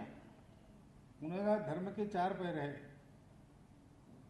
एक है सत्य, दूसरा है करुणा, तीसरा है अंतर्बाह्य स्वच्छता, शुचिता, और इन तीनों को प्राप्त करने के लिए जो बड़ी कठिन तपस्या करनी पड़ती है वो तपस्या चाहिए। अब हम नरेंद्र भाई ने क्या किया, उनका व्यक्तित्व कैसा है, ये देखते समय ध्यान इधर रखें, वो सत्य कैसा है। सत्य कठोर होता है और कटु भी होता है कई बार। सत्य को समाज में जब देना पड़ता है, मन मन में बोना पड़ता है, तो उसको करुणा का पुट चढ़ाए बिना अगर देंगे तो अनर्थ होगा। तथागत ने यही किया, ऐसा मुझे लगता है, और किसी को और कुछ लग सकता है। लेकिन भाई उन्होंने जीवन के सत्य के तरफ संशोधन करो, आत्मा को खोजो, अगर ये नहीं कहा, उन्होंने कहा वो बात की बात है। अभी काहे को उस झंझट में पड़ते हो, तुम्हारा जीवन दुखी है, उसको सुखी करो पहले। उसको सुखी करने के लिए तुम योग्य बनो। आत्मा है नहीं, ईश्वर है नहीं, इस फंदे में तुम्हारा लेना देना क्या है भाई। तुम तो त्रस्त हो, भेदभाव तुम्हारे साथ हो रहा है इसलिए, तुम तो त्रस्त हो तुम्हारे गरीबी के लिए, तुम डर रहे हो बूढ़ा बन जाओगे इसलिए, कभी मरोगे इसलिए। पहले इससे अपने को मुक्त करो, बाकी छोड़ो। ये उन्होंने क्यों कहा, वो सत्य के पक्षधर नहीं थे क्या? वो सत्य के पक्षधर थे, उन्होंने सत्य की प्राप्ति की थी, वो बोधि प्राप्त की। लेकिन उन्होंने ये जाना कि समाज को दुख मुक्त करना ये पहली आवश्यकता है। सुख प्राप्ति होने के बाद आदमी आगे बढ़ सकता है, पहले तो उसको दुखों से ही सामना करना पड़ता है। यह उनके मन में क्यों आया? क्योंकि वो करुणावतार थे। बिना करुणा के सत्य का कोई अर्थ नहीं है। सत्य है, अपनी जगह है, हम माने न माने वो है। और हम नहीं मानकर भी चलते हैं तो अपने व्यावहारिक सत्य को संभालते हुए ही चलते हैं। परंतु समाज के लिए एक कल्याणकारी रास्ता दिखाना है, मानवता के लिए एक कल्याणकारी रास्ता दिखाना है, तो सत्य के साथ जिसके मन में करुणा है वो चल सकता है। और ऐसी करुणा मन में रखने के लिए अंतर्बाह्य शुचिता चाहिए। जिसका मन साफ नहीं, वो विकारों से ग्रसित है, स्वार्थ से ग्रसित है, उसके मन में क्या करुणा आएगी? वो तो राक्षस बन सकता है अपने स्वार्थ के लिए। और इसलिए अंतर्बाह्य स्वच्छता का महत्व है। स्वच्छता से क्यों गांधी जी का इतना जोर क्यों था? गांधी जी कोई उस समय की राजनीति को नहीं जानते थे वगैरह, ऐसा नहीं है। डॉक्टर अंबेडकर साहब ने भी अपने समाज को जागरूक करने का उद्यम जब प्रारंभ किया तब के उनके अपने समाज में किए हुए भाषण नहीं किए। वो बाकी सारी बातें बताती है, लेकिन उसके साथ साथ ये बताने से नहीं चूकते कि साफ रहो, कपड़े ढंग से पहनो, भाषा अपनी ठीक करो। क्यों? क्योंकि इस अंतर्बाह्य स्वच्छता का महत्व ये बहुत दूर दूर तक जाता है, उसके परिणाम होते हैं, मन बुद्धि तक के उसके परिणाम होते हैं। और ऐसा रहना है तो तपस्या, वो तपश्चर्या है। हमारा ध्यान नरेंद्र भाई के व्यक्तित्व पर जाना स्वाभाविक बात है, अस्वाभाविक कुछ करने का जरूरत नहीं, वो जाता है स्वाभाविक बात है, लेकिन हमारा ध्यान उससे आगे इन बातों पर जाना चाहिए। कर्तृत्व की बात आती है, किसने क्या किया, और जो कर सका उसका गुणगान होता है, होना ही चाहिए, किया है तो होना चाहिए, उसमें कोई। लेकिन अगर हमको देश के लिए योग्य बनना है तो कर्तृत्व संपन्न व्यक्तियों के कर्तृत्व के पीछे क्या है, कर्तृत्व का मूल कहां है? अपने ऐसा कहते उद्यमम, साहसम, धैर्यम, बुद्धि, शक्ति, पराक्रमः, षडेते यत्र वर्तन्ते तत्र दैव साहाय्यकृत। और इन 6 गुणों के साथ, वो 6 गुण दिखते हैं आपको, मोदी जी का चरित्र उस ढंग से आप पढ़ेंगे तो ये 6 गुण दिखेंगे आपको। लेकिन उसके साथ साथ और एक बात होती है कि किसी कार्य को असंभव न मानते हुए जो होना चाहिए वो करने के लिए करना शुरू करना। होना क्या चाहिए इसकी बात तो आजादी के बाद निरंतर चली है अपने देश में, 70 साल नहीं हुई, अब हो रही। क्यों हो रही? कर रही इसलिए हो रही। कर क्यों रहे हैं? क्योंकि उसको असंभव नहीं मानते। चलो करके देखेंगे, कैसा करना सोचेंगे, ऐसा नहीं होता तो वैसा करके देखेंगे। ये कर्तृत्व के पीछे छुपा हुआ कर्तृत्व, उस पर हमारा ध्यान देना है। नेतृत्व, वोट मिलते हैं तो नेता हो जाता है, लेकिन वोट क्यों मिलते हैं? केवल चमत्कार से नहीं मिलते। वोट प्राप्त करने के लिए प्रयास करने वाले तो साथ ही रहते, वो साथ काम किए हुए रहते, वो देखते हैं व्यक्ति को, उनको ये अनुभव आता है कि ये आदमी कैसा है, पात्रे त्यागी, योग्य व्यक्ति के लिए छोड़ने वाला, देने वाला, गुणे रागी, गुणों पर प्रेम करने वाला। हाथ पकड़ के पाठक जी को मंच पर क्यों ले गए? प्रदर्शन देखा तब ध्यान में आ गया कि इनके करने में गुण है, और गुणवान व्यक्ति को समाज की आवश्यकता है, समाज को गुणवान व्यक्ति की आवश्यकता। भागी परिजन सह, सबके साथ बांट कर लेता है, अकेला नहीं होता। शास्त्रे बोधा, शास्त्रों को जानता है, और जिन शास्त्रों को जानने की आवश्यकता है उनको जानने का प्रयास करता है।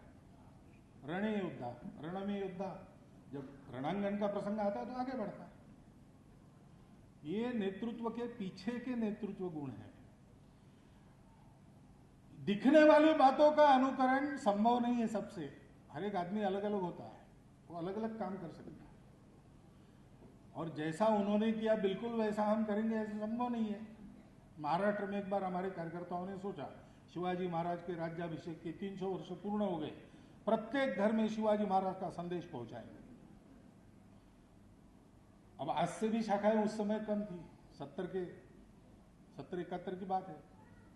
अब प्रत्येक गांव में पहुंचना कैसे है, तो कार्यकर्ताओं ने समय दिया, प्रवास किया। एक कार्यकर्ता ने सोचा शिवाजी महाराज का संदेश पहुंचाना है, तो उनके जो साथी थे मावड़ा, जिनको मराठी में कहते, वैसा वेश धारण करके घोड़े के बैठकर मैं अपने ब्लॉक में सब गांव में जाऊंगा। और घोड़े पर बैठकर वो निकले, 3 दिन प्रवास करके आए, लेकिन घर के सामने वो घोड़े पर उतर नहीं सके, घोड़े से उनको उठा के उतारना पड़ा।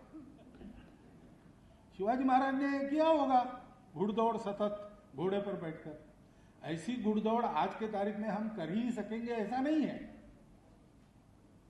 कब कर सकेंगे? जब ये नेतृत्व के पीछे, व्यक्तित्व के पीछे ऐसे गुण हैं, उनको हम देखेंगे।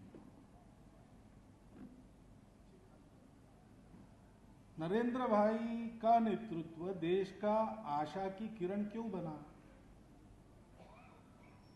एक गुण है, वो गुण आदमी को चमकाते हैं, लेकिन उस चमक दमक में आदमी बह नहीं जाता, अपना काम ठीक करता है। इसका कारण क्या है? उसके पीछे भक्ति रहती है, राष्ट्र भक्ति रहती है, भक्ति से आदमी काम करता है। आदमी अहंकार से भी काम कर सकता है, मैं करके दिखाता हूं। स्वार्थ काम करने की प्रेरणा है, भय पीछे लगा है, आदमी काम कर देता है। गोल मटोल मोटा ताजा आदमी मैंने प्रत्यक्ष देखा है, चलने में भी वो ऐसा डुलते डुलते चलता था, उसको कहना पड़ता है भाई चलो, तो कहता था तुम्हारा शरीर तो पतला है, तुम मेरे जैसे शरीर का बोझ ढो के बताओ, फिर बताओ चलने के लिए। लेकिन जा रहे थे एक बार तो सांप आ गया, कहीं से पैर में से चला गया, तो 3 फुट ऊंचा और 7 फुट लंबा कूद के वो अलग हो गया।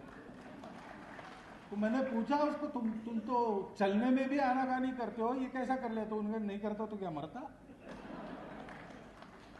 ये भय रहता है, भय के लिए भी आदमी काम करता है, मजबूरी में भी अच्छा काम करते हैं लोग।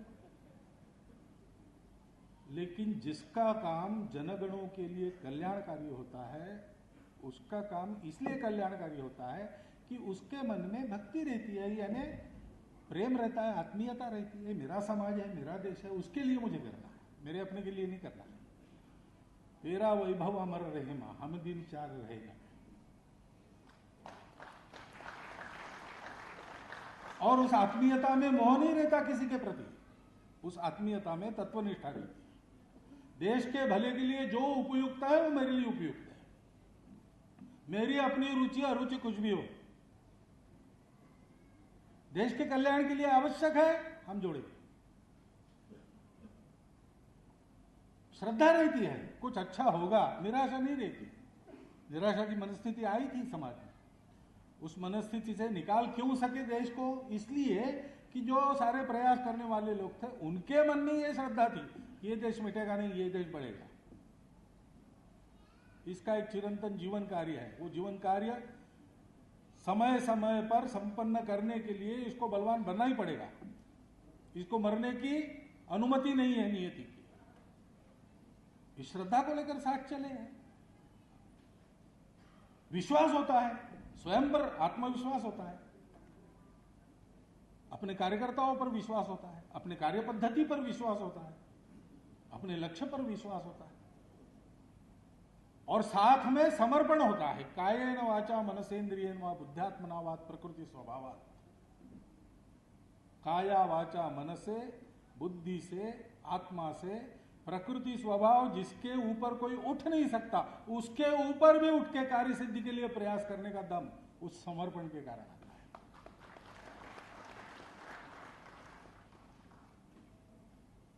ये भक्ति सीखनी चाहिए, ये भक्ति देखनी चाहिए, कितनी है, कहां है, खोजनी चाहिए, उससे सीखना चाहिए। हम ये कर सकते हैं, क्या करना पड़ेगा हमको वो उस परिस्थिति पर निर्भर पड़ेगा। आज प्रधानमंत्री बन गए नरेंद्र भाई, इसलिए बहुत कुछ कर पा रहे हैं। कल हो सकता है यह मौका आएगा कि जिसको कुछ करना है उसको प्रधानमंत्री नहीं बनना, ऐसा भी हो सकता है। तब हम क्या करेंगे? तब हम प्रधानमंत्री बनेंगे नहीं बनेंगे बात अलग है। हम उस भक्ति के साथ काम करेंगे और विवेक के साथ काम करेंगे। विवेक रखना पड़ता है, बिना विवेक के कोई कार्य सफल नहीं होता है। रास्ता चलना है तो रास्ता तो टेढ़ा मेढ़ा हो जाता है। यहां से और नागपुर जाना है, ट्रेन में बैठकर जब जाते हैं, विमान में भी बैठकर जब जाते हैं, आसमान में तो कुछ अवरोध नहीं, फिर भी कहां टर्बुलेंस है क्या है देखकर उस विमान को भी टेढ़ा मेढ़ा, सीधा नहीं जाता, वो टेढ़ा मेढ़ा जाता है। लेकिन टेढ़ा मेढ़ा जाकर भी नागपुर पहुंचता है, क्योंकि एक बार टेढ़ा हो गया तो दूसरी बार टेढ़ा करके लाइन पर लाने का वैमानिक का वाहन है, कौशल्य है। जीवन ऐसा ही है, जीवन में काम करने के लिए सीधा नहीं जा सकता, लेकिन लक्ष्य क्या है? वो नित्य है, वहीं जाना है। अभी तात्कालिक परिस्थिति में इधर जाना पड़ा, कल वहीं जाना है, पहुंचना वही है। ये नित्य है, उसका विवेक, नित्य अनित्य विवेक, सारा सार विवेक। कई बार माध्यमों में डिबेट में आप देखते हैं कि जो शीर्षक मुख्य मुद्दा रहता है डिबेट का वो छूट जाता है, दूसरी बातों पर चलता है। खूब चिल्ला चिल्ला के बोलते, अरे भाई डिबेट का मुद्दा क्या है, नहीं वो तो छूट गया। सार रखना, असार को छोड़ देना। रामकृष्ण परमहंस के पास एक गए साधु, उन्होंने कहा 12 साल हिमालय में एक पैर पर खड़े होकर तपस्या की और ऐसे बन गए वैसे बन गए। क्या कर सकते, पानी पर चल सकते, गंगा पर चल के दिखाया उन्होंने। रामकृष्ण हंसने लगे, पूछा उसने कि क्या बात है भाई, हंस क्यों रहे हो? तो बोले भाई हम रोज 2 पैसा देकर गंगा के पार जाते हैं और वापस आते हैं, उसके लिए 12 साल तुमने गवाए हिमालय में जिंदगी। तपश्चर्या सत्य को पाने के लिए होती हो, तुम सिद्धि पाके बैठ गए। ये सारा सार विवेक पाएंगे और मन वचन कर्म का विवेक चाहिए। विवेकहीन कर्म, विवेकहीन सोच, विवेकहीन वाणी अनर्थ करती है। अनर्थ करने का उद्देश्य न होकर भी वो हो जाता है। ये सारी बातें उस व्यक्तित्व, कर्तृत्व, नेतृत्व के पीछे कहां है, कैसी कैसी है, उसको अगर हम पढ़ेंगे उस पुस्तक में तो नरेंद्र भाई कर रहे बहुत अच्छी बात है। अपने समाज की एक बुरी आदत है, उनको एक ठेकेदार की आवश्यकता लगती है हमेशा, और अभी उनको एक ठेकेदार, अच्छा समर्थ ठेकेदार मिल गया है समाज के कल्याण का। खतरा यह है कि ठेकेदार के सर सब मर देंगे हम लोग और हम लोग सो जाएंगे। ऐसा नहीं होना चाहिए। चरित्र लेखन का ये उद्देश्य नहीं रहता। चरित्र लेखन का ये उद्देश्य रहता है कि मराठी में हम ऐसा कहते थे बचपन में, प्राइमरी स्कूल में ये पढ़ाते थे, थोर महात्मे होऊनी गेले, थोर महात्मा हो गए, चरित्र त्यांचे पहा जरा, उनके जैसा चरित्र देखो, उनका चरित्र पढ़ो, आपण त्यांच्या समान व्हावे, हम भी उनके समान बने, हाथ सापड़े बोध करा, यही अच्छा बोध मिलता है। लेकिन उनके जैसा है, यानी नरेंद्र भाई की दाढ़ी है, मेरी भी दाढ़ी होगी, वो जैसे कपड़े पहनते वैसे कपड़े पहनूंगा, वो जैसा बोलते वैसा, ये नहीं है। ये दिखने वाली बातें हैं। दिखने वाली बातों के पीछे जो होने वाली बातें हैं, जिसके कारण दिखने वाली बातों से इतने बड़े काम हो गए, उन होने वाली बातों को इस चरित्र में पढ़ना और उन होने वाली बातों का अनुकरण करके चलना, इसकी आवश्यकता है। इस दृष्टि से हम ये चरित्र पढ़े, ऐसा आप सबके सामने अनुरोध रखता हूं और मेरे 4 शब्द समाप्त। बहुत बहुत धन्यवाद, आभार आपके आशीर्वचनों के लिए, आपके मार्गदर्शन के लिए, निश्चित रूप से धैर्य और धन्यवाद आपका। और अब आज के कार्यक्रम के अध्यक्ष माननीय बलदेव भाई शर्मा जी हमारे बीच यहाँ उपस्थित हैं। मैं उनसे अनुरोध करूंगी कि वो आए और अध्यक्षीय भाषण दें। माननीय बलदेव भाई शर्मा जी।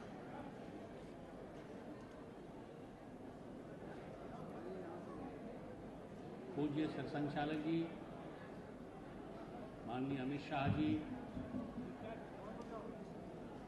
डॉक्टर बिंदेश्वर पाठक जी, मंच पर उपस्थित अन्य सम्मानित अतिथि और सभी गणमान्य प्रबुद्धजन,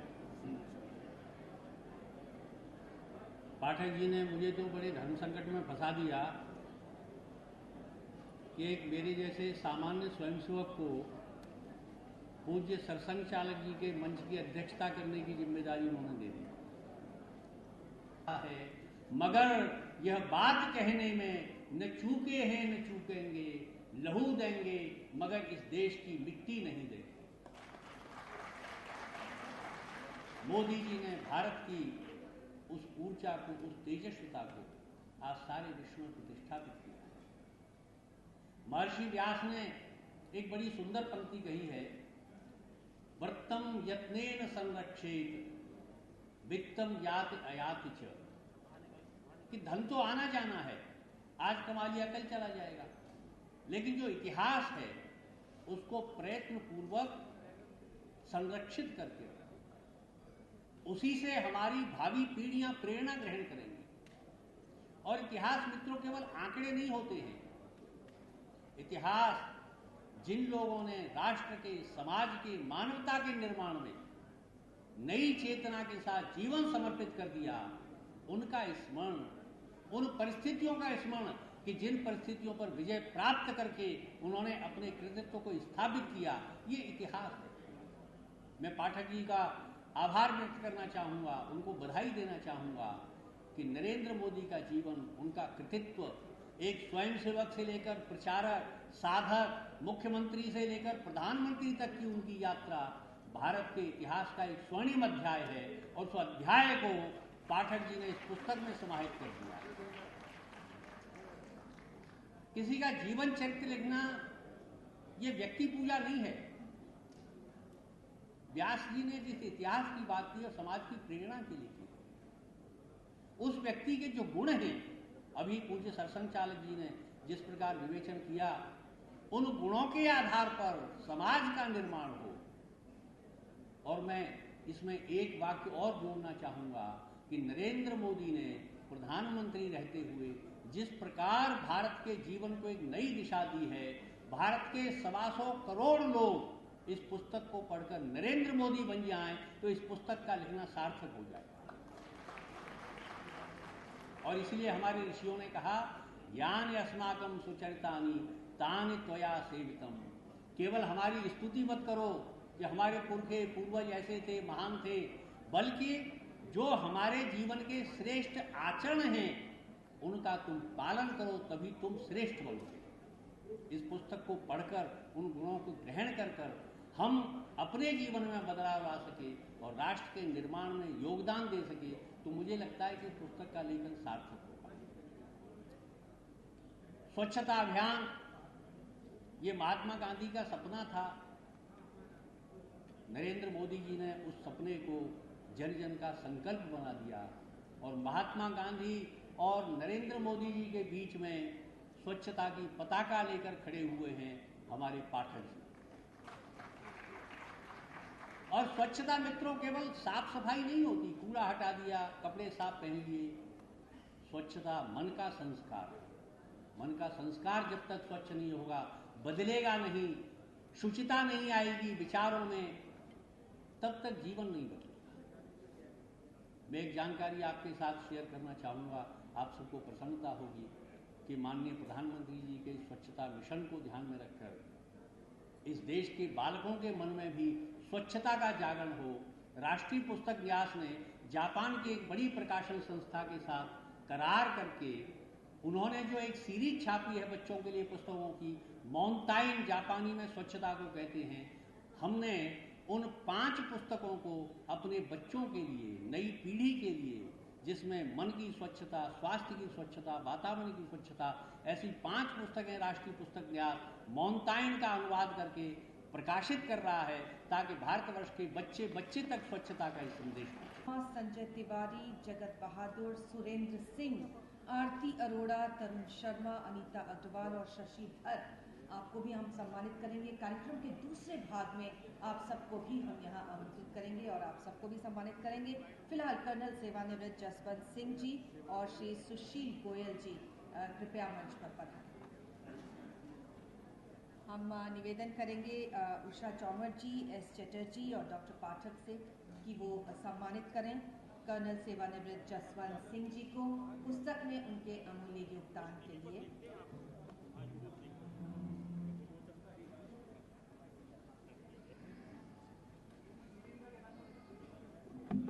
सुशील गोयल जी और कर्नल जसवंत सिंह जी, जिनके बिना ये पुस्तक संभव नहीं हो पाती, जिनकी लगन और जिनके अमूल्य योगदान से पुस्तक अपना स्वरूप ले पाए।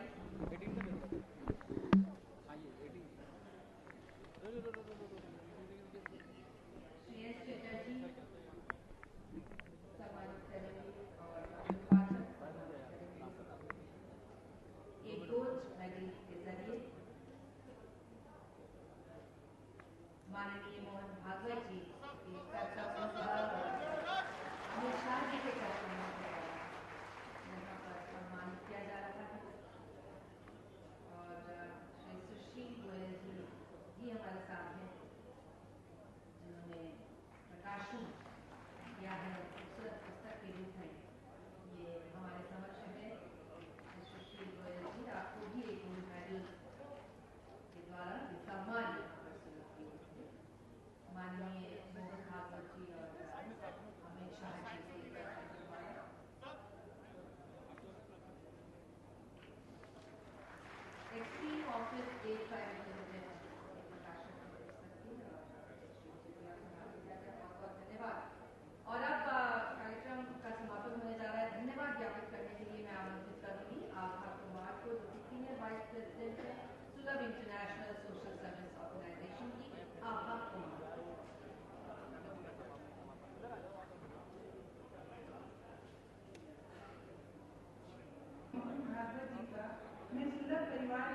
से हृदय से आभार प्रकट करती हूँ कि उन्होंने आप सबके लिए एक प्रति सुरक्षित है और जाने से पहले वो प्रति आप जरूर लें। आप सबसे निवेदन करूंगी अपने अपने स्थानों पर खड़े हो जाएं। सुलभ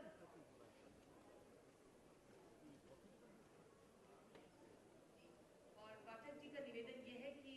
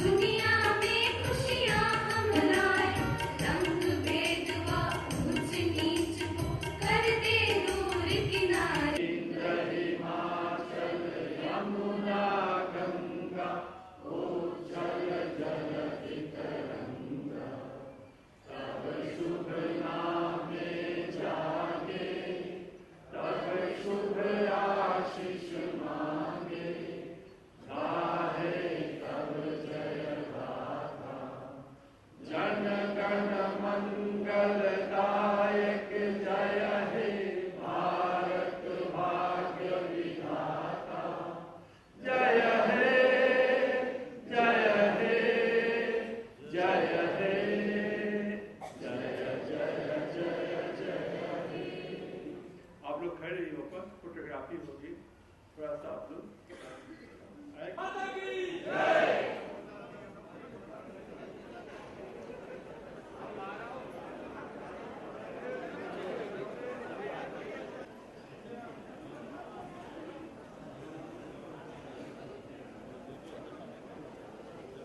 बहुत बहुत धन्यवाद। और इसके साथ ही कार्यक्रम के समापन से पहले हम आप सभी से यह अनुरोध करेंगे, कृपया हमारे माननीय विशिष्ट अतिथियों को यहाँ से आप पहले जाने दें और उसके बाद आप